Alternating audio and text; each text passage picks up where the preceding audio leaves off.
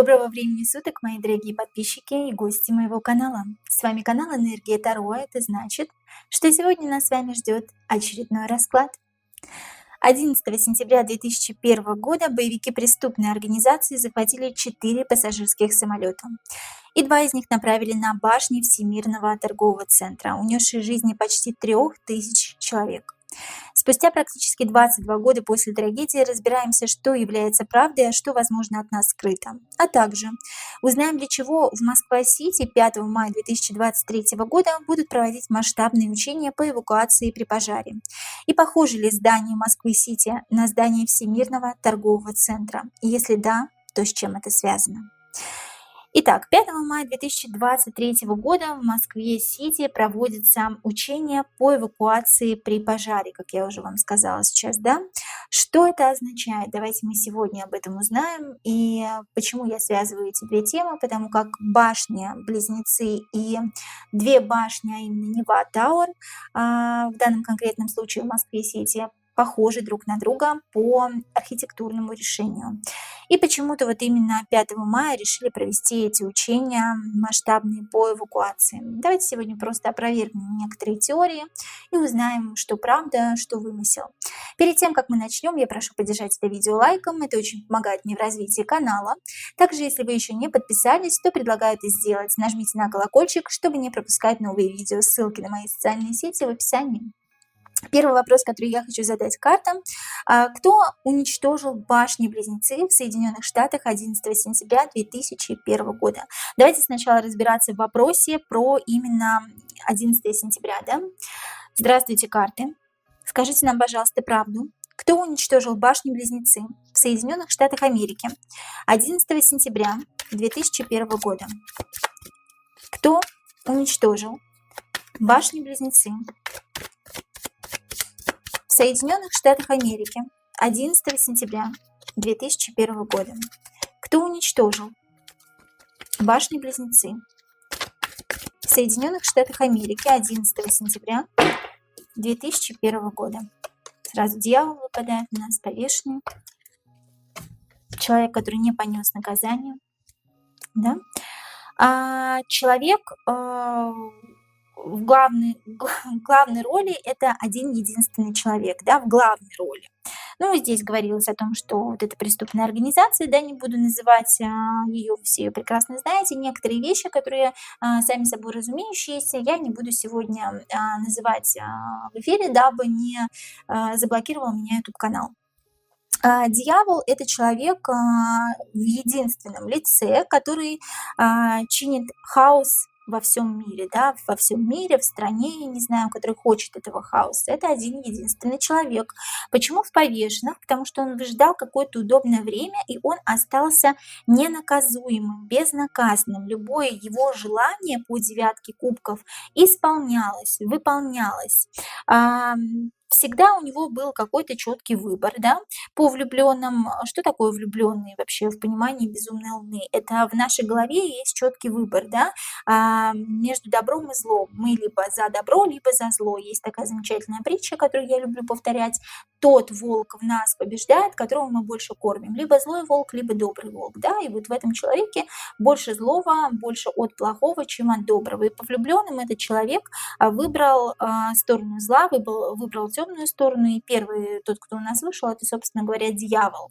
Соответственно, это человек, который очень много лжет, который очень много обещает, но не выполняет этих обещаний. Человек очень эмоциональный, человек какого-то небольшого роста, человек, который имеет какие-то физические недостатки, и этими физическими недостатками восполняет эти физические недостатки восполняют какими-то своими действиями, да. Человек высокопоставленный, кстати говоря, по 9 кубков. Почему высокопоставленный? Потому что здесь человек трет волшебную лампу Аладдина, да, из него выплывает просто джин с 3 глазом, с какими-то сверхспособностями, и исполняет любые его желания по его требованию, да. Этот джин имеет замечательную интуицию, возможно, даже какие-то эзотерические, магические способности, и он точно знает наперед, где что будет, возможно, да, и исполняет, соответственно, желания Бродобрея, господина, да, то есть о чем это нам говорит, да, дьявол – это один единственный человек. Ну, то есть это группа лиц, естественно, да, но один человек чинит хаос во всем мире, либо в какой-то определенной стране, да, и ему это прям нравится. Посмотрите на дьявола, да, он скачет по поверхности Земли, здесь, наверное, даже не Земля, здесь Марс, какой-то кратер, да, Земля такая иссохшаяся, но ему все очень классно, ему очень нравится, он весь состоит из красного цвета, это значит, что в нем нет абсолютно никакой жалости, да. Возможно, у этого человека мания величия, этот человек очень зол на весь мир, потому как его когда-то все обижали по отшельнику, да, он чувствовал себя вот таким вот незащищенным, одиноким, не смотрите на меня, я такой какой-то страшный, неказистый, возможно, да. По пятерочке мечей это человек, который имеет какие-то физические недостатки, но и я утру всем нос, вы еще увидите, вы еще узнаете меня, да, какой я на самом деле дьявол. Человек по повешенному, который выжидал определенного удобного времени, человек имеет достаток, потому как фиолетовый лосин и красное одеяние нам говорит о достатке, о том, что человек совершенно не сожалеет о своих поступках по дьяволу, да, вот эти две карты говорят о том, что по дьяволу человек совершенно не понимает, что он делает, не сожалеет о своих поступках абсолютно. У этого человека заключен определенный договор с некими сущностями, возможно, да, либо с некими темными силами, о том, что вот он должен исполнить свое начатое дело точно в срок, и он ждал своего времени для того, чтобы исполнить сей процесс с этими башнями-близнецами, да. Соответственно, в повешенных человек остается абсолютно ненаказуемым, потому как у него есть все на то привилегии по девятке кубков, и исполняются любые его желания. По пятерке мечей он утрет нос всем и каждому, потому как когда-то над ним, возможно, издевались. Человек крайне эмоционально нестабильный. По влюбленным это мы видим. Да, у человека есть выбор, какого волка в себе кормить, темного либо светлого волка. Но он кормит темного, побеждает темный, потому как светлый человек в нем совершенно спит, да, то есть он совершенно не понимает, что он делает. И по отшельнику он когда-то был отверженным, когда-то его не любили, возможно, когда-то в него кидались тухлые рыбины, да, но это я так образно говорю. И вот человек прям вот такое ощущение мне приходит, как будто бы вот невысокий какой-то человек с какими-то физическими отклонениями, человек, имеющий достаток, человек, оставшийся ненаказуемым, человек, из-за которого обвинили кого-то другого, да? Ну, то есть вот та преступная организация, те боевики, возможно, они были с ним заодно, но здесь главные не они. Здесь, возможно, они взяли на себя эту вину, да? Здесь главный какой-то очень высокопоставленный человек. Высокопоставленный человек именно конкретно в данной стране. Соответственно, кто уничтожил башни-близнецы в США 11 сентября 2001 года? Не преступная организация, про которую нам говорили, да, не те боевики, не та организация, которых обвинили на самом деле, да, история об этом умалчивает, но мы говорим о каком-то очень богатом человеке, который остался ненаказуемым. Такое ощущение, как будто он нагадил и ушел. По заключению своего темного договора он должен был, ему необходимо было совершить этот обряд, возможно, это было обрядом посвящения даже, да? Для чего? И из-за чего произошел этот акт уничтожения Всемирного торгового центра 11 сентября 2001 года. А вот сейчас мы как раз и узнаем, из-за чего, да? Понятное дело, что какой-то мелкий человек, мелкий в том плане, что какого-то невысокого роста человечек, какой-то очень злобный, да, какой-то очень сильно обиженный на этот мир, это совершил главным образом он. Почему? Потому что по его наставлению это все свершилось, да? Не он сам это делал, но с его рук, с его подачи это было сделано. Для чего и из-за чего произошел этот акт уничтожения Всемирного торгового центра 11 сентября 2001 года? Карты, скажите нам, пожалуйста, правду. Для чего или из-за чего произошел этот акт уничтожения Всемирного торгового центра 11 сентября, опять влюбленные вышли, 2001 года? Собственно говоря, одни и те же карты вышли, да, у нас из-за отшельника, дьявол, то же самое, да, у нас выходит. Интересно, как, ну, собственно говоря, сколько карты не мешая, если мы говорим про одного и того же персонажа, то карты выйдут примерно одинаковые, обозначающие примерно одну и ту же цель. Здесь у человека, который совершил этот акт уничтожения данных башен-близнецов, есть некий дьявольский договор.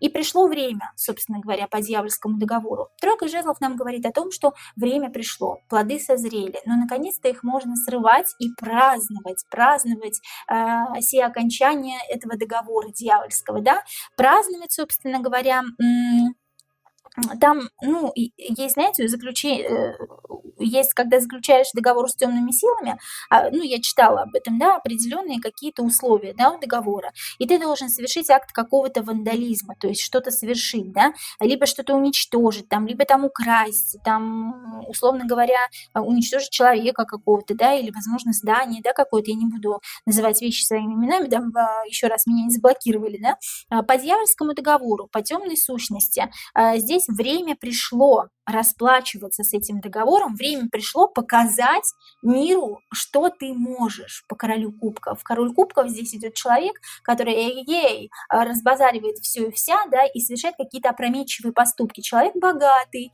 человек с кучей денег, но не умеющий пользоваться этой кучей денег. То есть человек дурачок немножечко, да, и по дурачку, соответственно, по королю кубков, человек, который любит праздную жизнь, разбазаривает деньги и заключил еще договор с некой темной сущностью, да. У нас, кстати, очень много видео сейчас про темных сущностей. Они прям подряд у нас идут, да, посмотрите все мои видео.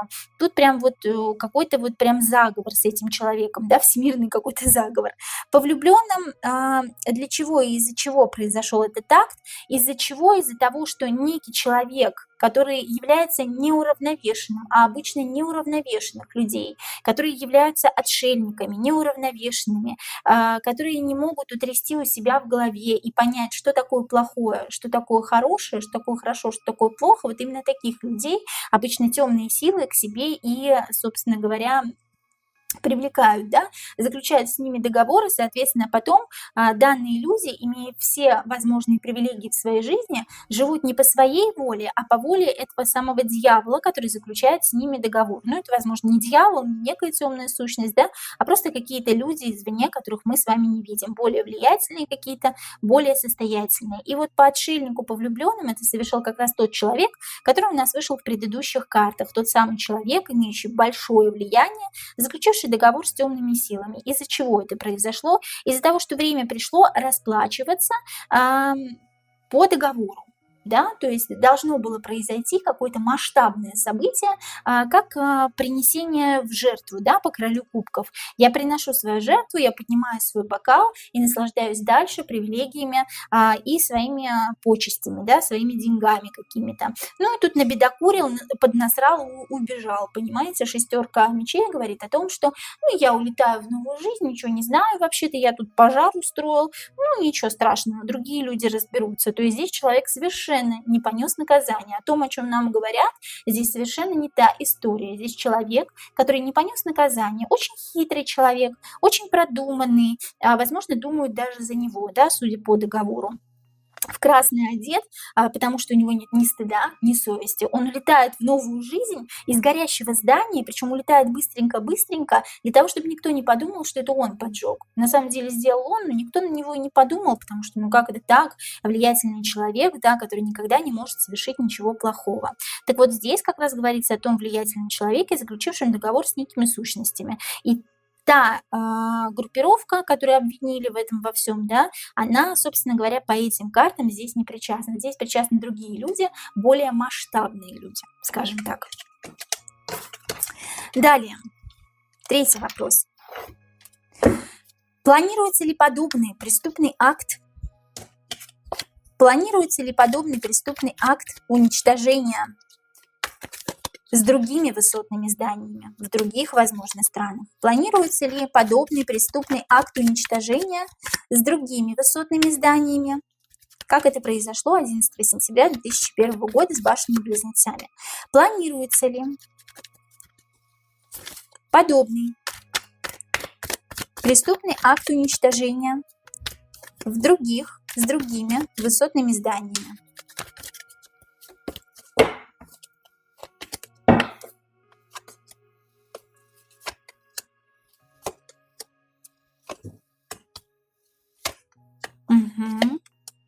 Рассказываю.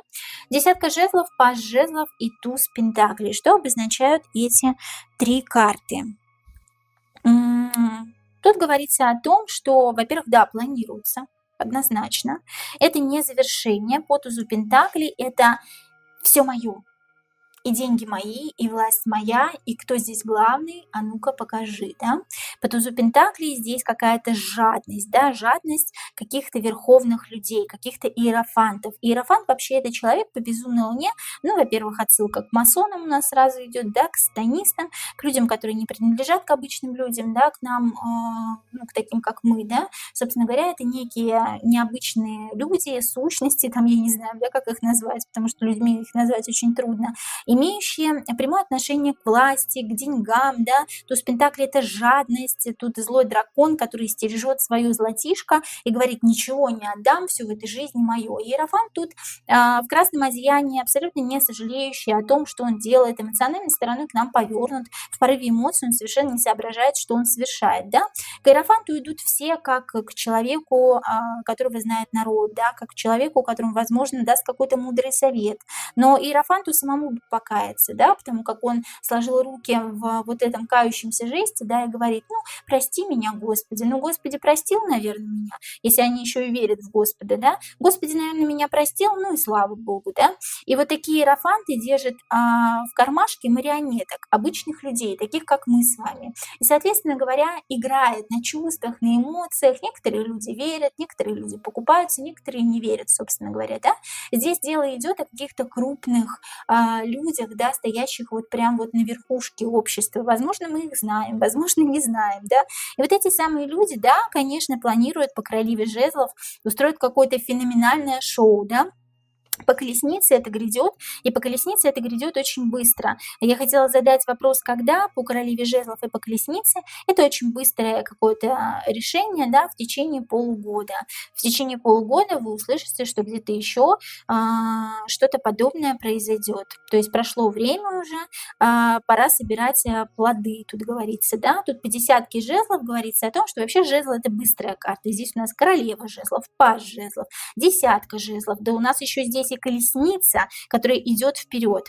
То есть здесь еще говорится о каких-то действиях, которые сейчас происходят, да, каких-то, возможно, военных даже действиях, да, колесница идет вперед, никого не видит, никого не жалеет, да, по королева жезлов это феминистка, которая тоже готова к войне, да, здесь был задан вопрос, планируется ли подобный преступный акт уничтожения с другими высотными зданиями, где, когда.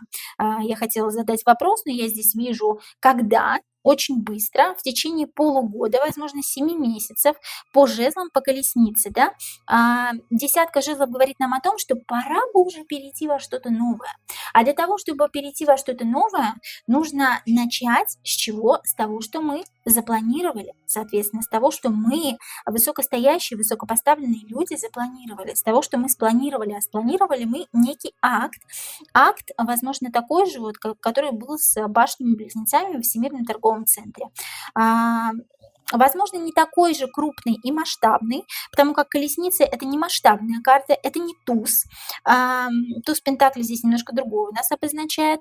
По десятке жезлов переход в новую жизнь, по пажу жезлов мы должны начать как-то заново жить, да, мы должны начать как-то заново, а для того, чтобы начать что-то новое, вот что-то новое как будто бы планируется в какой-то стране, да, вот для того, чтобы начать жить заново, нужно по тузу Пентаклей, по иерофанту, то, как спланировано, действовать и действовать достаточно агрессивно по королеве жезлов и идти вперед по колеснице, пробивая все стены. То есть, да, акт подобный, как с башнями-близнецами совершился, планируется, когда очень быстро, в течение полугода, в 7 месяцев. Где? Давайте посмотрим. Где будет сей акт уничтожения каких-то высотных зданий, да? Где будет сей акт уничтожения высотных зданий? Где это будет происходить? Где планируется?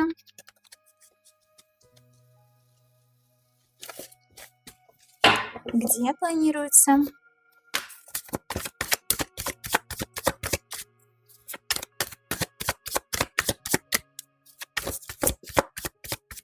Где планируется сей акт?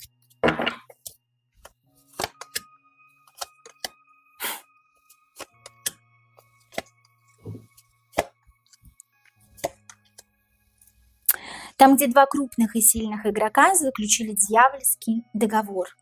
Объясняю, друзья мои. Десятка пентаклей говорит о хитрых, умных игроках. Опять-таки отсылка к масонам, к сатанистам и так далее. Здесь два очень умных, хитрых бродобрея. Тут отец и сын играют в шахматы. Это умные, хитрые игроки из знатного рода, да, они сидят в своем замке, и под столом у них, вернее, вместо стола у них какая-то слуга, да, то есть их какая-то слуга, какая-то шестерка, которая подает им шахматные фигуры, да, то есть они не со своей подачи, а с чьей-то подачи планируют, они сами руки марать не будут.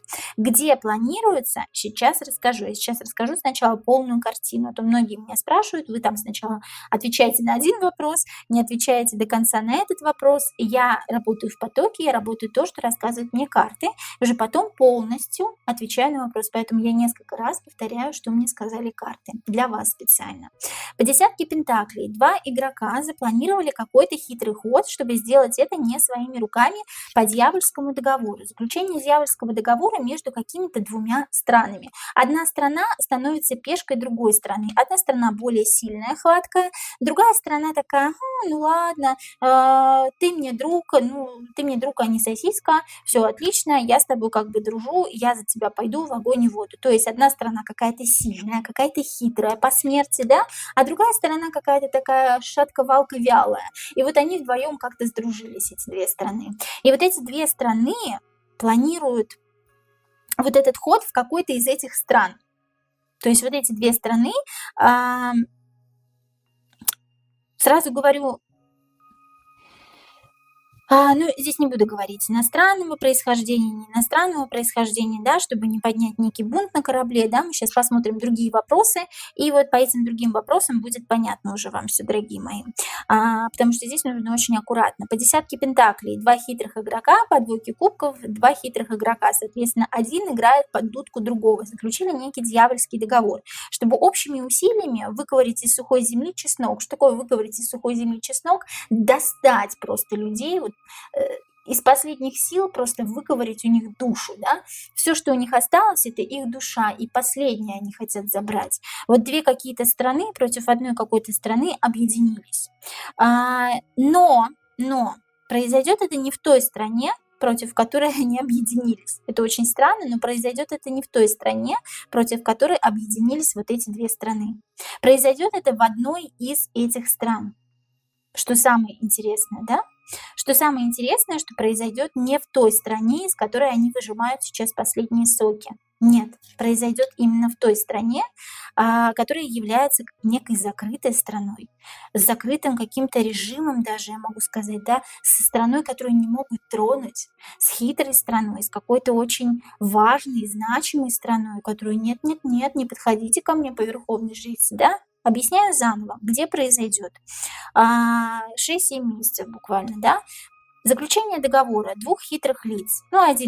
Одно лицо более мелкое, другое лицо более крупное. Здесь видно и по двойке кубков. Две стороны заключили какой-то договор по дьяволу. Дьявольский договор, да? Одна страна пляшет под дудку другой стороны. И вот в одной из этих стран произойдет нечто, что связано с башнями-близнецами, да, такой же акт уничтожения какого-то здания. Вот эти две страны объединились против одной и пытаются выковырять из нее последние соки, выжать последние соки из какой-то страны. Но произойдет это не в той стране, из которой они выжимают последние соки. По 8 кубков, понимаете, не в той стране, а в той стране, которая является закрытой, куда вроде как недосягаема, да, непостижима эта страна, туда нельзя войти и просто так что-то сделать. В этой стране никогда ничего такого плохого не происходит. Вот. Но, собственно говоря, здесь говорится о том, что где это произойдет, именно в той стране, где вот так вот просто, да, без, я не знаю, с опознавательными знаками только можно зайти в эту страну. Если вы меня поняли, я как бы так очень завуалированно, все зашифровано говорю, но напишите мне в комментариях, что вы думаете об этом, да, я сразу говорю, очень тонко нужно с этой темой обращаться, поэтому я вам как бы все рассказываю очень тонко, очень тактично. Произойдет в какой-то закрытой стране, в которую просто так не попадешь с какими-то там пушками, с какими-то там, я не знаю, бомбами и так далее.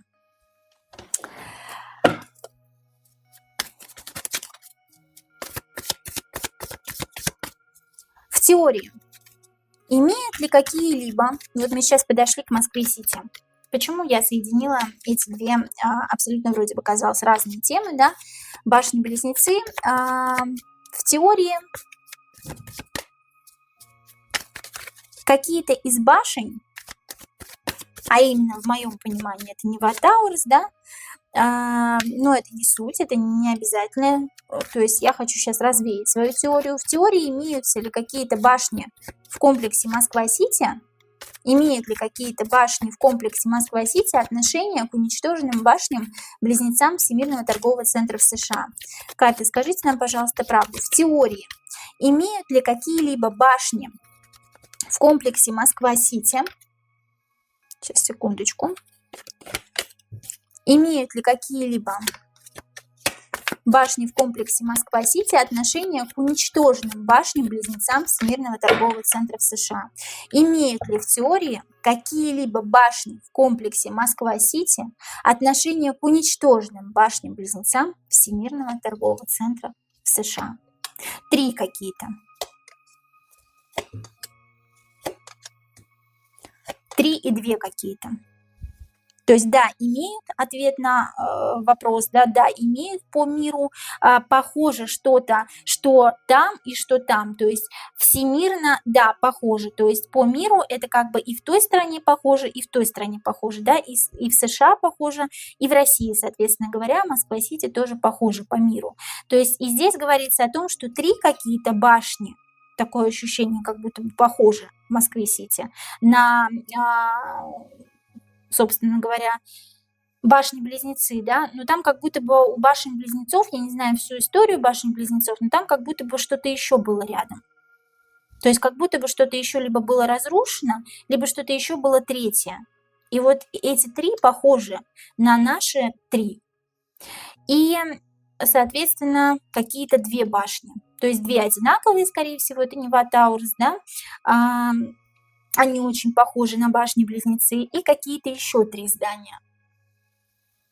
Вот они похожи. Они как будто бы, ну не то чтобы по одному проекту, да, а как будто бы даже столько же денег вложено примерно. Тут такое ощущение, как будто вот похожи по миру. Как будто бы как они отражают друг друга. Они немного разные, потому как в разных странах, да, вот здесь 2 разных зверя, но они как будто бы отражают друг друга. И 3 какие-то башни наши в Москве-Сити похожи на башни-близнецы там. Почему 3, я не знаю, да, вы мне скажите в комментариях, напишите, было только 2 башни-близнецы или еще какая-то башня была, еще какое-то здание было. И вот 2 башни друг на друга похожи вот как раз с башнями-близнецами, как я и говорила. Здесь как будто бы такое ощущение, что как будто бы по деньгам столько же денег, как будто бы было затрачено. Такое ощущение, как будто по проекту они немножко разные, но такое ощущение, как будто бы даже денег было столько же затрачено на те и на другие. Примерно одинаковое количество.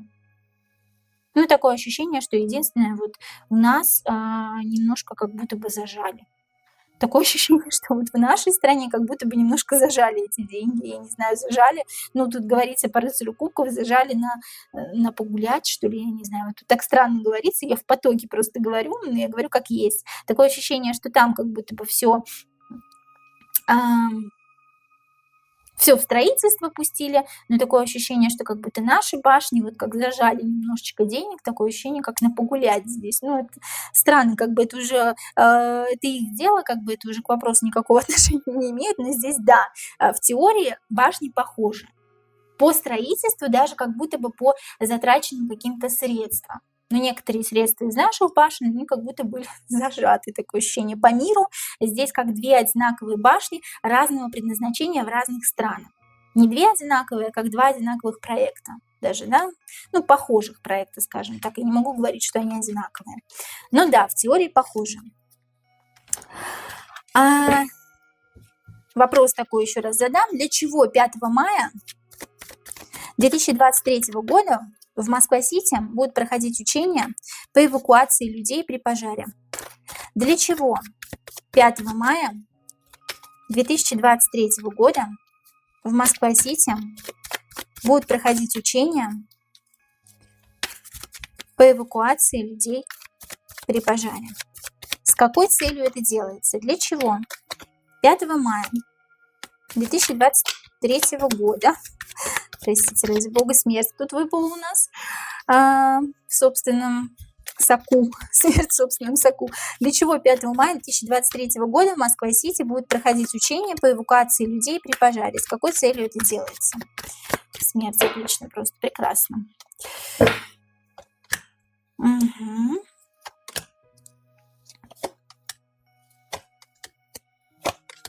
Такое ощущение тут, говорю как есть, да, дорогие мои. Тут карта смерть выпала, 13-й старший аркан, карта пятерка жезлов, буллинг и десятка кубков. Проще говоря, для того, чтобы не создавать панику по пятерке жезлов, когда начнется смертельная ситуация, когда начнется трансформация, чтобы люди вернулись в свою семью, как можно больше людей вернулось в свою семью целыми и невредимыми. И по отшельнику такое ощущение, как будто бы здесь вот что-то сейчас с деньгами. Сейчас, секундочку, поток ловлю просто. Очень важная просто тема, очень щепетильная, поэтому не хочу ошибиться нисколько. По пятерке жезлов здесь, да, здесь действительно как будто бы люди должны вернуться в свою семью, пусть не совсем целыми, но невредимыми хотя бы, да, не совсем здоровыми, но живыми. Такое ощущение, как какая-то смертельная ситуация, и здесь люди должны быть подготовлены по колеснице, они должны быть в броне, должны пройти просто сквозь стену, грубо говоря, сквозь окна, и, собственно говоря, не остаться в отшельниках, не остаться загнанными в угол. То есть о людях все-таки беспокоиться. Это уже хорошо, это уже, слава богу, как бы, да. И здесь такое ощущение, как какое-то отмытие денег идет по королю Пентаклей, да, здесь что-то должно случиться.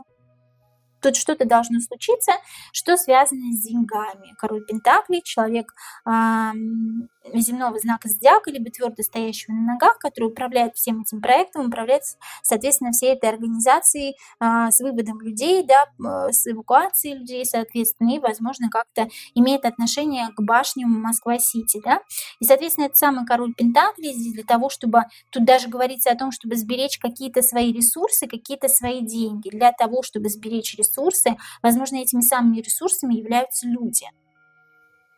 Учения проводятся для того, чтобы не создать панику в смертельной ситуации, ну, соответственно, если она возникнет, да, но это здорово, о людях беспокоиться это уже здорово, и чтобы люди пришли хоть не до конца целыми, но невредимыми и здоровыми, чтобы люди были готовы отражать атаку при пожаре, я так понимаю, да, не остаться загнанными в угол, как вот этот отшельник, чтобы не пропали какие-то ресурсы у некого короля Пентаклей. Вот так. Ну, в принципе, здесь положительно. Действительно эвакуируют людей. Для чего? Для того, чтобы показать, как правильно вести себя при пожаре. Это нормально абсолютно. Есть ли вероятность, что то, что произошло с башнями-близнецами, последний вопрос, дорогие мои, может произойти с какими-нибудь зданиями Москва-Сити, не дай бог, да? Есть ли вероятность, что то, что произошло с башнями-близнецами, может произойти с какими-нибудь зданиями Москва-Сити? Есть ли вероятность, что то, что произошло с башнями-близнецами Всемирного торгового центра 11 сентября 2001 года, может произойти с какими-нибудь зданиями Москва-Сити? Есть ли такая вероятность? Есть. Башня. Есть вероятность того, что даже кто-то из людей, которые это совершили, скорее всего, вышестоящие какие-то люди, по нечестному правосудию, точно так же, как тот человек, который совершил этот акт с башнями-близнецами, улетят в новую жизнь из горящего здания, никто их за это за руку не поймает, никто с ними ничего за это не сделает. Объясняю карты. Башня. Да, вероятность есть, и очень даже такая прям стопроцентная, я бы сказала, 99,9% того, что это может случиться, произойти, для того, чтобы перейти на какую-то новую ступень, на какую-то новую стадию. Такое ощущение, что нужно людей загнать в угол, заколоть вот этими мечами для того, чтобы перейти в какую-то новую жизнь. И вот тут, собственно, переход в новую жизнь человека, который ко всему этому якобы отношения не будет иметь. На самом деле будет иметь прямое отношение там, к пожару какому-то, да, к разрушению зданий и так далее. Человек этот иерофант, возможно, мудрый, да, но не такой мудрый, как нам кажется, да, эмоциональный, людей, держащий как марионеток в кармашке, собственно говоря, ему поклоняются, им восхищаются, возможно, некоторые его ненавидят, да, но он на самом деле, как вот этот паж жезлов, улепетывает, уходит, да, уходит из горящего здания в новую жизнь, и по нечестному правосудию его никто за это за руку не поймает, никто даже не скажет, что он виноват, кого-то другого обвинят. Вероятность есть, дорогие мои. Это то, что я хотела узнать. То, что хотели, я думаю, многие узнать, особенно те люди, которые, возможно, работают и как-то причастны к Москве-Сити.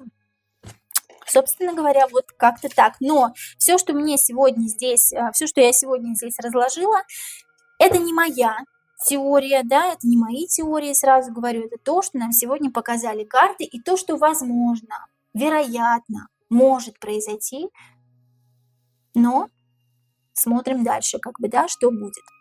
Жду ваши комментарии и вопросы к этому видео. Также прошу поставить лайк, подписаться на канал, если вы не успели это сделать. Я вас очень люблю и ожидайте новые видео. До скорых встреч!